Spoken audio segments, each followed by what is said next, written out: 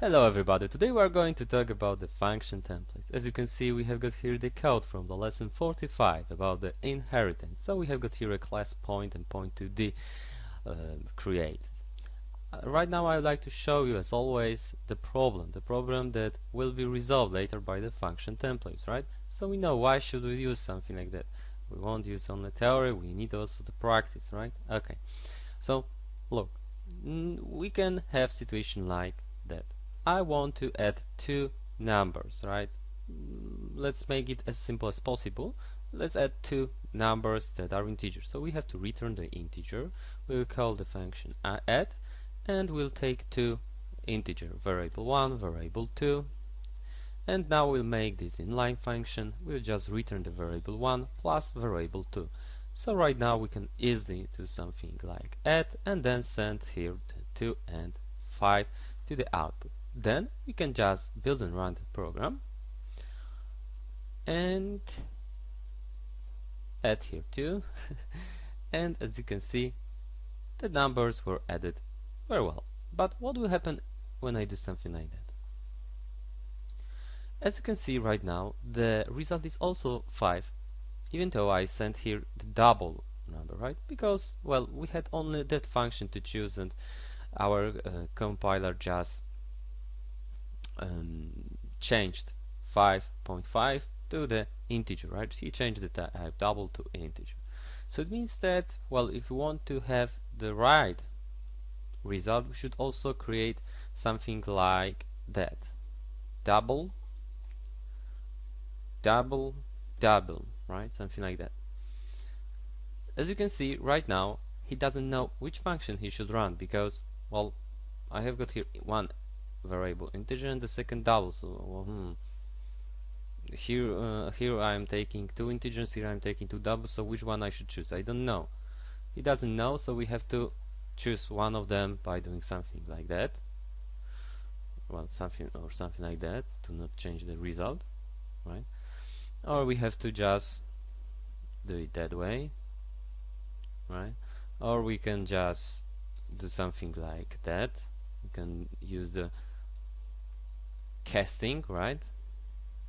And everything will work fine. But well, when we are using function, we shouldn't think about things like that, right? That would be horrible if I had to remember about things like that. So we have to create another function. So for example, I create function like that. The first will be double, the second will be, for example, integer. And I have to create another. For example, that guy will be integer and this guy will be double, right? And right now I can easily build and run that program and everything will work fine. But as you can see, we had to write 4 functions to achieve that thing. And now, well, you know that double, that integer is a big variable, right? It is taking memory. So it is taking 4 bytes of memory, this guy is taking 8 bytes of memory. Sometimes we don't need so big numbers, right? We could use the short integer or something like that. That would be enough for us. And then these guys here would be a bit slower, so we should create another function. And now I would like to show you something what is called that function templates. And this is something like generalization of functions, right? Generalization of functions. So we can just remove that thing here, and now we can say the word template. So we are creating a template. Then in the brackets like that, in the angle brackets, we can define our own type. This type is called general type. So we can do something like type name, and then we can, for example, do something like T. That T is the shortcut from the type. We can type here anything. This is our type, our name of type. Well, and well, I will just do something like T here, okay? And then I can use the type that I've just created here. It is any type that will be sent to our function.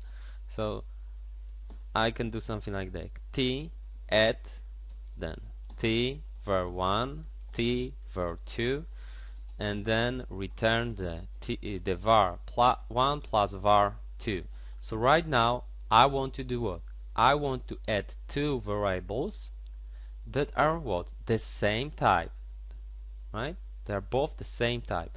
So when I do something like that, it will work.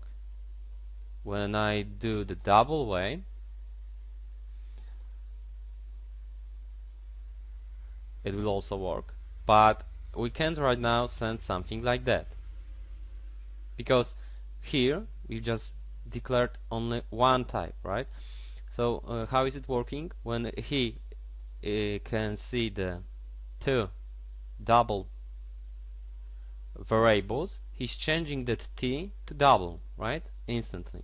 So it's very cool, right? We just written on one function, and it really works for also, for example, short integers and other things like that. When both types are the same. But hey, we can create more than one type. I can type something like type name t2, and now I will just change that guy to t2, and now I can easily add the double and int, or I can add the int and double. But as you can see, now we had the wrong result, because first we used what? We used the integer, then we use the double. So the first thing here is the integer, the second thing here is the double. So t2 is double, t is integer. So but I would like to have the double as a result always. How to do it? Well, first I would like to show you something. Normally, when you use something like static cast, there is something like that angle bracket. They're very similar to that thing, aren't they? And here we are sending, for example, integer, then in the brackets we are sending, for example, 6.5, and this thing here will be changed to what? To the integer number. So static cast is really a function that is having something like that here. Now as you can see, the result is 6 here. So this is really a template, right? Static cast is really a function template. Here we can also specify what will be in t and what will be in t2 from above, right? We can say it. So we can do something like, hey, I want it to be, for example, the first guy must be double, and the second guy must be also double, right? Both are double right now. And as you can see, the result now is okay. So we can make it always working properly like that. Okay. So as you can see, we've just by creating one function template, we saved our time, right? That's the first thing. But this is the easy situation, and well, I didn't and I used that code here, that point, not by mistake, because I would like to show you something. What about doing something like add, right? Well, let's make it comment right now, and operation on points. I like to, for example, create 2 points. The second guy will be 50 and 3. I want to add the 2 points, so 10 plus 50 and 67 plus 3, so the results should be 60 and 70, right? So that should be our result. And now I am using our function here, right? The add function, and p1, p2. As you can see, we can't do it, even though that both guys here are the same type. So here we have the point to D, here we have the point to D, we're returning a point to D, but it's not working. Why? Because we didn't create the operator function that we talked about before. We created, but firstly I would like to show you another problem. Imagine now that we can't access that place here. we can't add that another function, the operator function. So how to deal with that problem? We can make something like template specialization for functions, and it looks like that. Template, and then we're just creating the two angle brackets, and we are not specifying the things here, right? And then point to the, then add, right, the name of our function. Then we are just specifying, so we are saying that this guy will be point to the for sure variable 1 point to the variable 2, and then we must return the point to d with new values, right? So what? Well, let's create point to d that will be temporary for us, and we'll use the function temporary set x variable 1 point to d dimensional variable 1 get x plus variable 2 get x. So we are getting x from variable 1 variable 2, and now we just need to do the same thing, but right now to the y value, and we can just return the temporary here. So now we can do something like that and send to the output sum dot get x